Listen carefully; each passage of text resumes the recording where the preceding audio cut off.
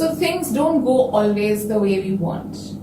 There are times, when you are in a very deep situation where it has gone on the negative side.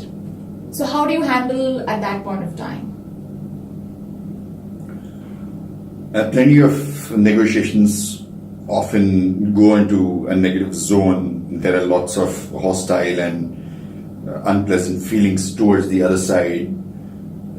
One person or sometimes both parties feel that they have been unfairly dealt with. The answer to some will be very, very counterintuitive. To some, it will seem like a sensible answer, but again, it's very, very difficult to implement. At the same time, if you're serious about negotiation, you really want to succeed in your career, you really want to make a lot of money, you really want to be ultimately happy and take care of your family and all that, then you just have to bite the bullet. So there is an excellent strategy described by Chris Voss, ex-head of FBI hostage negotiation, and that's called the Accusation Audit.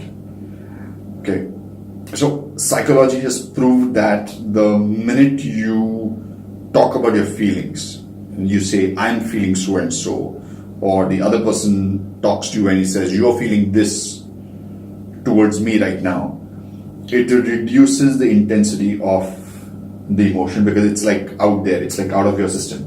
It's like at a distance from you, it's not close to you. And this is based on that. So it's called the Accusations Audit. Here you think of all the accusations that the other person is probably hurling towards you when you're not in the room. Or they have these things in their minds, but they're afraid of bringing it out because they think that is going to lead to a catfight rather than a negotiation, and it's just going to ruin everything. At the same time, it's there. Because of that, negotiations are not fruitful. A lot of time is being wasted, a lot of money is being wasted. And in some instances, people just stop talking to each other, which is the worst thing that can happen. So there is a real life example. Again, it's by a lady who has attended Chris Voss's sessions and she's implemented what she's learned, and it led to her earning an income of $1 million for her company.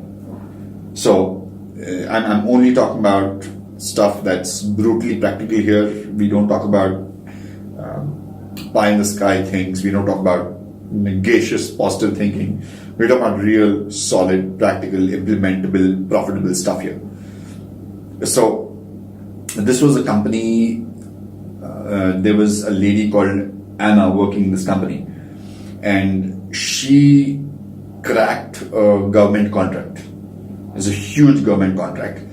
She couldn't have cracked it without the help of a company, let's just call it ABC.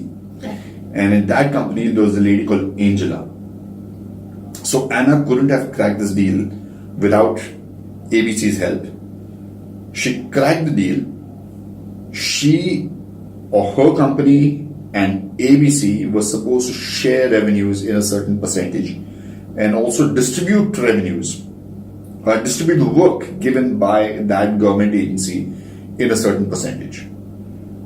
Now that did not happen. ABC did not do their end of the work, and hence Anna had to deploy more resources to do this work, and hence was not willing to pay the fees that were agreed upon to ABC because they didn't do the kind of work that they had promised that they were supposed to do. Now, it's very clear, logically, ABC should just be happy by taking a lesser cut because they've done lesser than they had committed. At the same time, life is really so straightforward. People feel they're entitled to something. People mess up, but they don't acknowledge they've messed up. So there was a lot of accusations and counter accusations flying from both of them, very angry mails, and things were getting out of hand to such an extent that they literally stopped talking to each other, which is, as we mentioned, the worst thing that could happen. So Anna, she decides to meet Angela and she decides to use this strategy. And she rehearses for it. She sits down with the partner and she says, this is what we're going to tell them, and let's see if we can get all the negativity in their minds out in words and kill the negativity and then look at a way forward. So they do a lot of practice, and then they're actually in the meeting, and Anna tells Angela that we know you think that we are the big guy, and now that we've got this contract, you think we're trying to get you out of the picture. Maybe that's what you're thinking. Maybe you're thinking you deserve more. We acknowledge that you probably have these thoughts. And she also praised Angela by saying that we realize that you are the expert when it comes to such government contracts. To which her response was, so after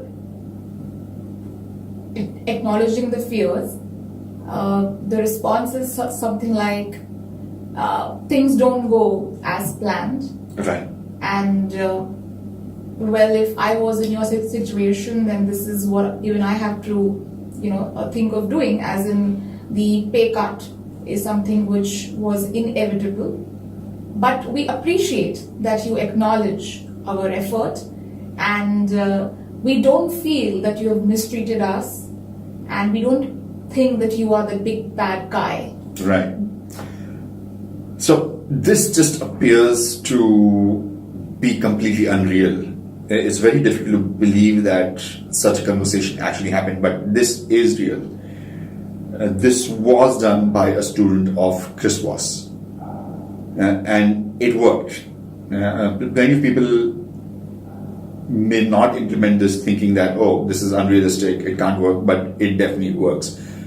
I suggest you just go ahead and use this next time you're in a negative situation and see how it works.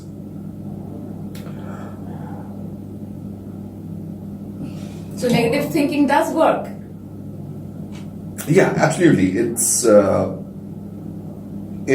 in a way letting the other person feel that it's okay for them to feel that my thoughts about you are negative. And that's not really such a big thing. Let's just get it out of the way so then we can proceed. And an important thing here is that a person who's not going to use these strategies would have just bombarded the other person and said, look, you're supposed to do this, you didn't do it, that's why you deserve this pay cut, and this is the way we want to proceed. Whereas in this instance, the bigger party is actually asking the smaller party, that what would you have done in this situation, and the solution is coming from the smaller party itself. So now that goes back to the commitment and consistency principle that we've spoken about. Now the suggestion is coming from their side that yes, our fees should be cut in order to keep this contract alive. So then it'll be very difficult for them to now go back on it, and they will be very happy to get that fee cut. So that's how powerful is an acquisition audit. Great. Thank you for watching, and keep watching for more tips on invisible negotiation and invisible selling.